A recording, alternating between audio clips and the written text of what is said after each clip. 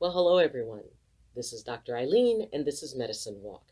And for those of you who are listening in on Blog Talk Radio, this is Healing House Radio. So I hope everyone had a wonderful week and that you got a lot of information out of last month's topic of grounding. And so we've only got two more topics left. And well, basically, December is going to be kind of a review of all the topics. And so this is the last new topic that I'm going to be bringing up. And I've been thinking a lot about it lately, and pretty much this entire year has been everything that I would teach in to a first year student. And while of course it's kind of in a shortened version of each one, it's the basic heart of the information I have to give on all these different topics. So what all that culminates in, at least for me, is okay, all of the tools, all of the tips, all of the techniques, everything comes to the point of how do we walk in this world with that? So that's what this month's topic is going to be about. How you take all of that and walk in both worlds. One world being the world of magic, and the other world being the world of, of everything else, of paying bills and taking care of the pets and going to the grocery store and all of that stuff. So, what we're going to be covering this month is going to be from a couple of different viewpoints. One, it's going to be okay. Now that you've begun learning about all of these things and all the ways that you can interact with your environment, the idea of just because you can, does that mean that you should? And really, that's going to be very much about what your moral compass is. Now, everything works on a spectrum. To me, everything works on a spectrum from light to shadow. And so there's a lot of nuances, and everything has the capacity for both light and shadow, including light and shadow itself. So the idea that how you use the things, how are you using your empathy? Are you utilizing it to be able to help people and maintain balance, or are you kind of leaning into that direction of wanting to use it to control others and to get the outcomes that you want? And really, I think that whole idea of getting the outcome that you want, which there's nothing wrong with. I want it clearly understood. There's absolutely nothing wrong with envisioning a particular outcome, feeling that, that is what serves you most, and then wanting, things to line up to create that. There's nothing wrong with it. But like I said, everything has light and shadow. So the consideration is that, do you manifest that in a way that also ensures that other people have free will and that they're able to, go on about what they need to do? And to me, that is really a very important part of magic, is that sense of accountability. And we did talk about that in a previous month. That idea of, where is your intention in this? What outcome are you hoping to serve? And, maybe you want the best for someone, and your viewpoint of what is best for them may or may not be what it actually is best for them. It's your perspective on what's best, and it may be true. It's just we cannot remove the right and autonomy of others to be able to do what they need to do. And it really is. I know a lot of people who utilize magic in a lot of different ways, everything from light to shadow. And I feel that, shadow is necessary, because without it, we don't have a full concept of what it means to work light. So, and I don't consider shadow automatically evil. It's just, it lends towards chaos. It lends towards more self-serving at the expense of others, as opposed to light, which can be self-serving, but it does not involve the others being put in a bad situation in order for you to get something. So we're going to be talking about that. And I know that people, it's like, well, I don't want to deal with that. Just show me how to do stuff. And I've had a lot of people lately who have kind of approached me, and it's like, well, what about this and what about that? And I want to make somebody fall in love with me, or I want the coworker that I don't like to leave the office, or and all things like this. And it's interesting that once you kind of start putting yourself out there, um, people ask questions, and I do like everybody's question.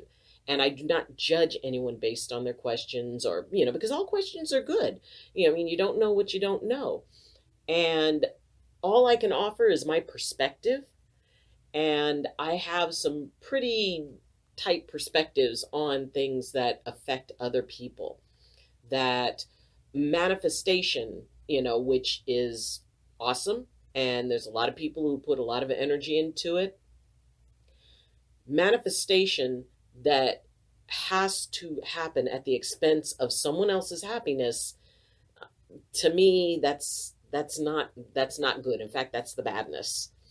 And what happens is often that will bounce back. That will end up reflecting back on that person, because you can know all the magic in the world. You can be the most proficient practitioner, and if you do not have a good solid idea about what is appropriate and what isn't, and what is a reasonable request, and emphasize request. As far as I know, nobody can make a demand of the universe, creator, God, spirit, earth energies, anything like that. Nothing will bend to our will unless it is meant to be in alignment. And we have more of a chance of influencing when we come from a respectful place, and we come from a place of requesting.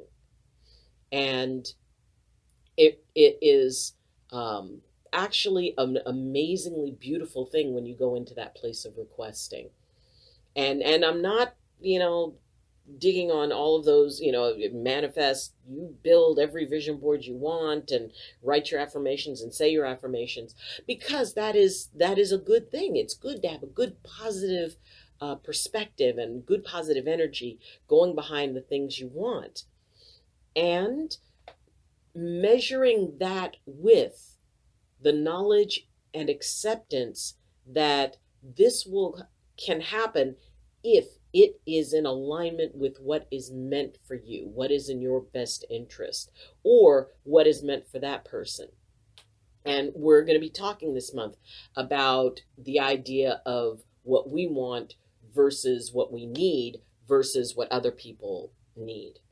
Because the idea of, and for some reason, it's like, I don't know if it's just, people are looking for dates for New Year's Eve or what. Or, maybe their New Year's resolution was that, they'd be in a relationship by the end of the year. And I've had several people who have approached me about that idea. And, and they're lonely. They want to bring someone in, which is wonderful. And to utilize, if you're kind of focused on one person, to attempt to utilize magic to, well, for lack of a better term, manipulate them into being more receptive to you, that never goes well in the end. It really doesn't. And there are a lot of other things you can use. It's not that you can't use your empathy to do that. You can utilize empathy to really kind of understand where that person is coming from, to appreciate them as a human being, but not to project empathy to try to put an idea in their head that they are not a willing participant in. So it is, how you use magic is, in my mind, more important than what magics you're able to use. And I've given a lot of really good basics, and I'm considering talking about some more advanced stuff next year, but I kind of have to see how that will come out, because in a lot of cases, like the basic level stuff, yes, it can be done in sort of this type of format. The more advanced stuff has a tendency to really need to be not, it doesn't require being one-on-one, but it does require a personal connection for some of the more advanced things. So I'm trying to figure out how I want to manage that and how I want to do that. So that will be, I will have that decided by the last broadcast in December, which will be my New Year's Eve broadcast. And I've been doing that for, since I started YouTube. I broadcast New Year's Eve, ringing in the new year, at home.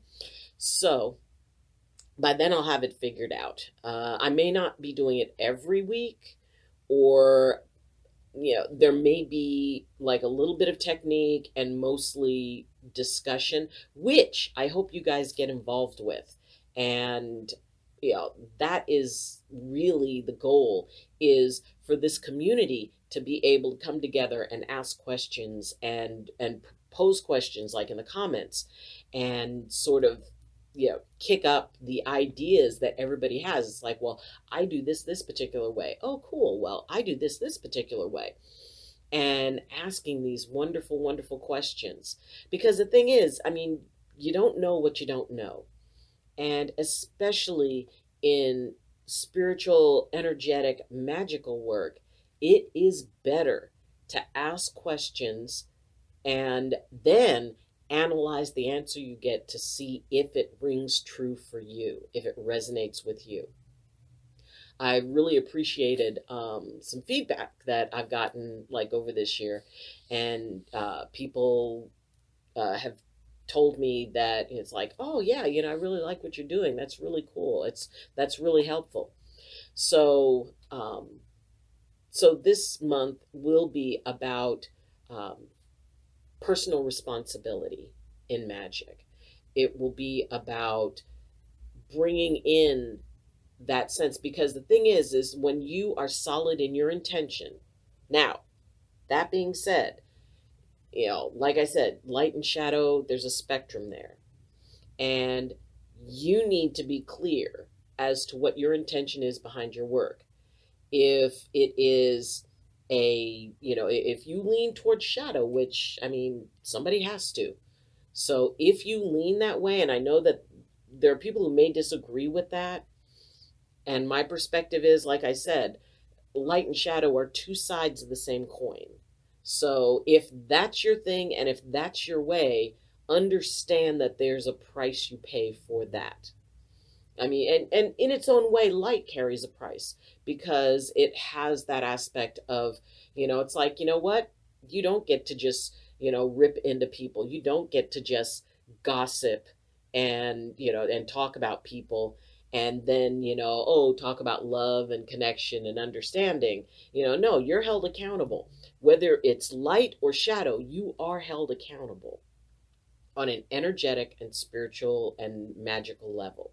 So whatever it is, if you actually are working in a shadow way, don't pretend you're not. You need to have your intention clear. If you are working in light, you need to have your intention very clear.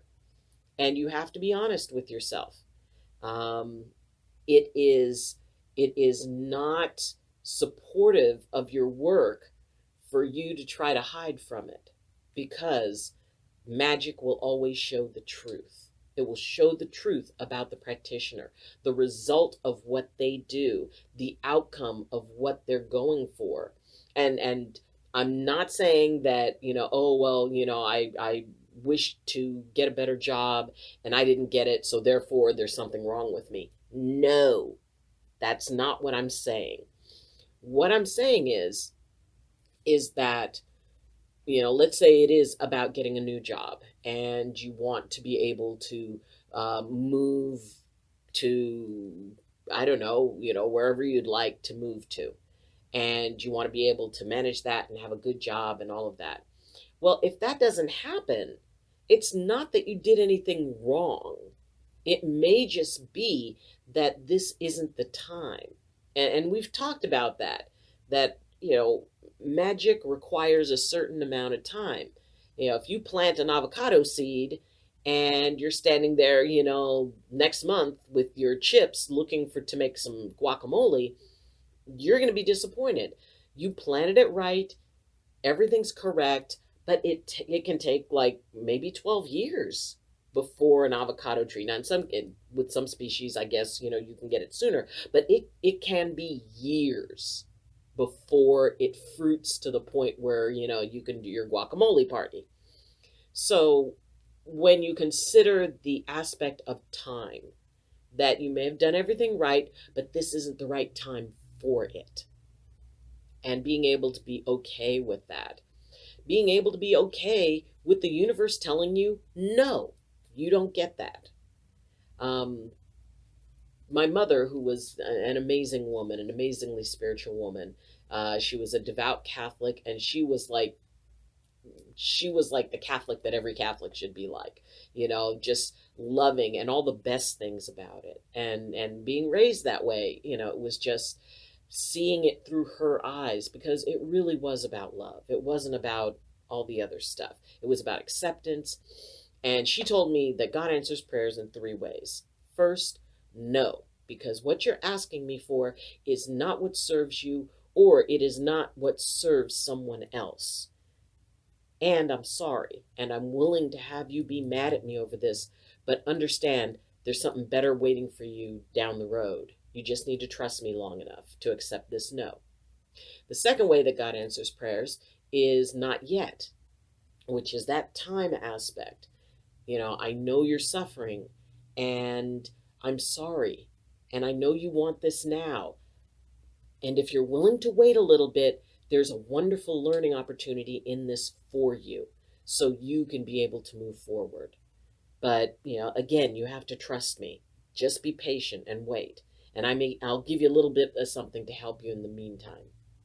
The third way God answers prayers is, I thought you'd never ask. So this month, we're going to be talking about those things that, the difference between what we want, what we need, and what we can expect when we're doing work, and how to be at peace with it no matter what the answer is. So I look forward to exploring this topic with you. I look forward to going through this. And if you enjoy this video, please like it. You can share it. Feel free to comment. And if there are any topics that you would like me to consider for next year, please, go ahead and put those in.